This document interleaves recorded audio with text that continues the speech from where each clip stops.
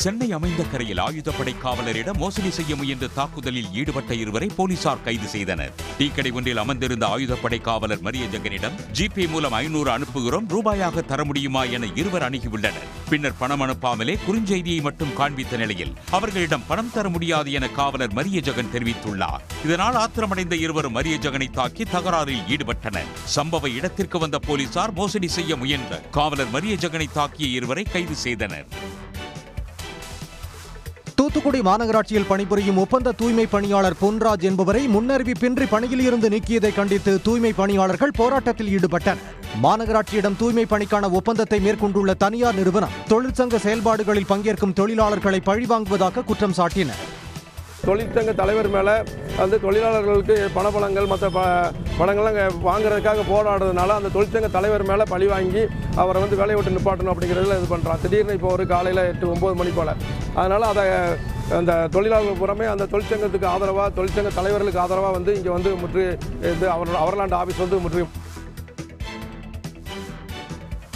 உதகையில் நிலவும் கடும் பனிமூட்டத்தால் வாகன ஓட்டிகள் கடும் சிரமத்திற்கு ஆளாகியுள்ளனர். மாவட்ட ஆட்சியர் அலுவலகம், சேரிங் கிராஸ், மார்க்கெட், மத்திய பேருந்து நிலையம், கோத்தகிரி சாலை, தொட்டபெட்டா சாலை உள்ளிட்ட பகுதிகளில் அடர் பனிமூட்டம் காணப்பட்டது.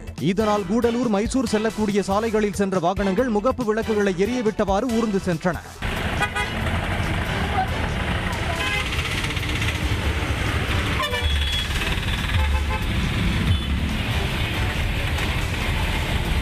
தொடர்ந்து நிலவும் பனிமூட்ட காலநிலையால் பொதுமக்களின் இயல்பு வாழ்க்கை பாதிக்கப்பட்டுள்ளது. விழுப்புரம் மாவட்டம் செஞ்சி அருகே அதிக ஒலி எழுப்பும் ஹாரன் பயன்படுத்திய வாகனங்களுக்கு அபராதம் விதிக்கப்பட்டது. 4 முனை சந்திப்பில் தனியார் பேருந்துகள் மற்றும் லாரிகளில் அதிக ஒலி எழுப்பும் ஏர் ஹாரன்கள் பயன்படுத்தப்படுவதாக புகார் எழுந்தது. இதனையடுத்து அங்கு மோட்டார் வாகன ஆய்வாளர் சோதனையில் ஈடுபட்டார். அப்போது ஏர் ஹாரன் பயன்படுத்திய வாகனங்களுக்கு 10,000 ரூபாய் அபராதம் விதிக்கப்பட்டது. மதுரை விமான நிலையத்தின் புதிய ஏடிசி முனையத்தின் கட்டுமான பணிகள் நிறைவு பெற்றுள்ளன. ஒன்றிய விமான போக்குவரத்து துறை அமைச்சகம் ஒப்புதல் அளித்துள்ள செயல்பாடுகள் தொடங்கும் என மதுரை விமான நிலைய இயக்குநர் முத்துக்குமார் தெரிவித்துள்ளார். ஷேடோ ஆப்ரேஷன்ஸ்னு சொல்கிறது இதெல்லாமே நம்ம வந்து ஏற்கனவே பண்ணி முடிச்சாச்சு, எல்லாமே டெஸ்ட் பண்ணியாச்சு, எல்லாமே இருக்கிற இஷ்யூஸ் எல்லாமே பார்த்தாச்சு. ஏதாவது இருக்குனாலும் அது வேறு ரெக்டிஃபை சார். ஸோ விரைவில் நம்ம we will give the data also sir. We will share the details. Madurai விமான நிலையத்தின் ஓடுதள விரிவாக்க பணிகள் குறித்தும் விரைவில் நல்ல அறிவிப்பு வெளியாகும் என முத்துக்குமார் குறிப்பிட்டார். செங்கல்பட்டு மாவட்டம் வேம்பாக்கம் கிராமத்தைச் சேர்ந்த பார்வையிழந்த இளம்பெண் நிவேதாவுக்கு மீண்டும் பார்வை கிடைக்க தமிழ்நாடு அரசு உதவிட வேண்டும் என பெற்றோர் கோரிக்கை விடுத்துள்ளனர். நிவேதாவின் மூளைக்கு செல்லும் நரம்பில் இருந்த கட்டியை அகற்ற கடந்த 2019ஆம் ஆண்டு சென்னை ராஜீவ்காந்தி அரசு பொது மருத்துவமனையில் அறுவை சிகிச்சை செய்யப்பட்டது. அதன் பிறகே நிவேதா பார்வையிழந்ததாக பெற்றோர் கூறுகின்றனர். எங்களுக்கு வயசாகிற வரைக்கும் நாங்கள் பார்த்துப்போம் எங்கள் பாப்பா. எங்களுக்கு வயசாகி நாங்கள் காலம் ஆகிட்டோம். அந்த குழந்தைக்கு எந்த ஆதரவும் இல்லை. என் பிள்ளைக்கு கண் பார்வை வரணும் சார். அந்த உதவி தான் நான் கேட்டுக்கிறேன், வேறு எதுவும் கேட்கல. என் குழந்தைக்கு கண் பார்வை வரணும் சார். ராமநாதபுரம் அருகே உள்ள அரசு மதுபான கடையில் விற்பனை செய்யப்பட்ட பீர் பாட்டிலில் பூச்சிகளின் இறக்கை கிடந்ததால் மதுப்பிரியர் அதிர்ச்சி அடைந்தார். பாம்பனில் உள்ள அரசு மதுபான கடையில் மதுப்பிரியர் ஒருவர் பீர் பாட்டிலை வாங்கியுள்ளார். அப்போது அந்த பாட்டில் உள்ளே இறந்த பூச்சிகளின் இறக்கை இருந்துள்ளது.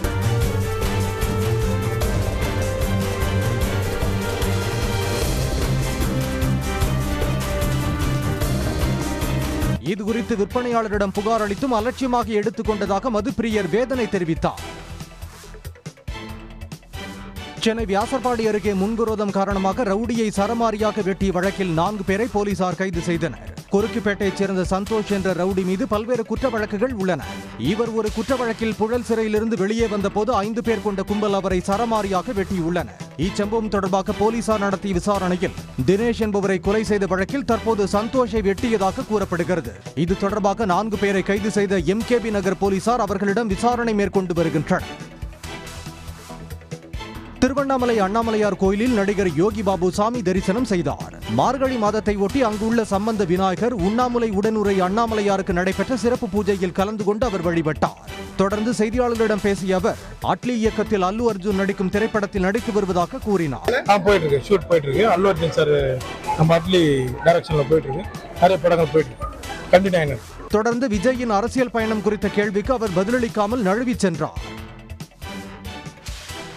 செம்பரம்பாக்கம் ஏரியில் திறக்கப்படும் உபரி நீர் 250 கன அடியிலிருந்து 500 கன அடியாக அதிகரிக்கப்பட்டுள்ளது. சென்னை மற்றும் புறநகர் பகுதிகளில் பெய்த மழை காரணமாக செம்பரம்பாக்கம் ஏரி முழு கொள்ளளவை எட்டியுள்ளது. இந்த நிலையில் ஏரியில் ஏற்படும் அலைகள் ஷட்டர்களில் மோதி தண்ணீர் வெளியேறுகிறது. இதனால் பாதுகாப்பு கருதி ஏரிக்கு வரும் 500 கன அடி நீர் அப்படியே வெளியேற்றப்பட்டு வருகிறது. திருப்பத்தூர் மாவட்டம் வாணியம்பாடியில் ஆட்டோ ஓட்டுநரின் மனைவிக்கு 1,63,00,000 ரூபாய் வரி பாக்கி கட்டச் சொல்லி வந்த நோட்டீஸால் அவரது குடும்பத்தினர் அதிர்ச்சி அடைந்துள்ளனர். வாணியம்பாடி நேதாஜி நகர் பகுதியைச் சேர்ந்த ஆட்டோ ஓட்டுநர் முகமது ஷாவின் மனைவி ஷாஹிதா வங்கிக் கணக்கில் ஆதார் எண்ணை இணைத்த போது அவரது பெயரில் 1,63,00,000 ரூபாய் வரி பாக்கி உள்ளதாகவும் அதனை செலுத்தும்படியும் நோட்டீஸ் வழங்கியுள்ளனர்.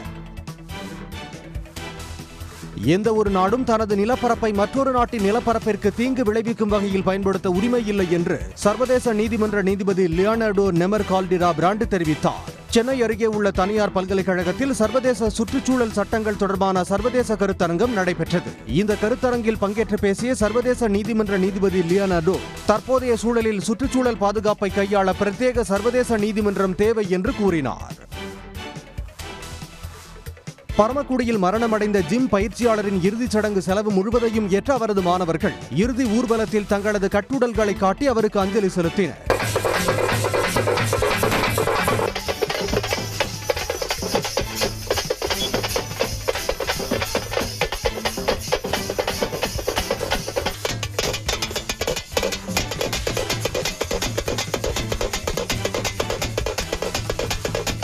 பரமக்குடி பஜார் பகுதியில் செயல்பட்டு வரும் உடற்பயிற்சி கூடத்தில் 40 ஆண்டுகளாக ஜிம் பயிற்சியாளராக இருந்தவர் குப்புசாமி. இவரிடம் பயிற்சி பெற்ற மாணவர்கள் இன்று ராணுவம் மற்றும் காவல்துறையில் பணியாற்றி வருகின்றனர். பலர் விளையாட்டு பிரிவின் மூலம் அரசு பணியிலும் சேர்ந்துள்ளனர். அவர் 85 வயதில் வயது மூப்பு காரணமாக மரணமடைந்தார். டெல்லி உட்பட வட மாநிலங்களில் தொடர்ந்து நிலவி வரும் கடுமையான பனிமூட்டம் மற்றும் மோசமான வானிலை காரணமாக சென்னை விமான நிலையத்தில் 11 விமானங்கள் ரத்து செய்யப்பட்டிருக்கின்றன. சென்னையில் இருந்து டெல்லி, ஜெய்ப்பூர், கொல்கத்தா, காசியாபாத் ஆகிய இடங்களுக்கு செல்லும் 4 விமானங்களும் டெல்லி, ஜெய்ப்பூர், பாட்னா, புனே, கொல்கத்தா, இந்தூர் உள்ளிட்ட இடங்களில் இருந்து சென்னைக்கு வர வேண்டிய 7 விமானங்கள் ரத்து செய்யப்பட்டிருக்கின்றன. இதனால் பயணிகள் கடும் சிரமத்திற்குள்ளாகியுள்ளனர். கோவை மாவட்டம் பொள்ளாச்சியை அடுத்த ஆனமலை புலிகள் காப்பகத்துக்கு உட்பட்ட ஆழியாறு கவியருவியில் நீர்வரத்து அதிகரித்துள்ளதால் அருவி தற்காலிகமாக மூடப்பட்டுள்ளது. இதனை தெரிவித்துள்ள வனத்துறை அதிகாரிகள் நீரின் அளவு சீரான பின்பு மீண்டும் சுற்றுலா பயணிகள் அருவியில் குளிக்க அனுமதி வழங்கப்படும் என கூறியுள்ளனர்.